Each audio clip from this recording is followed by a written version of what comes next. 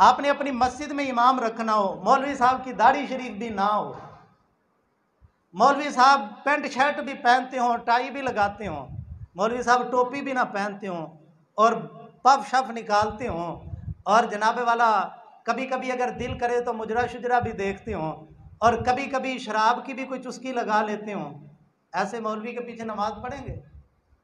भूडी छुंडी भी मौलवी ला लेंदा होए भी नहीं पढ़ेंगे ना भी। क्यों? नमाज नहीं होती मेरे भाई, नमाज नहीं होती तो बैत हो जाती है। जब नाली के लिए वोट देते हो, जब गली के लिए वोट देते हो, जब जलेबियां खा के वोट देते हो, तब हया नहीं आती? किसके हाथ पे हाथ रख रहे हैं? अगर मुसल्ला रसूल पे खड़े होने के लिए शर्तें हैं तो तख्ते रसूल पे बैठने के लिए भी शर्तें हैं।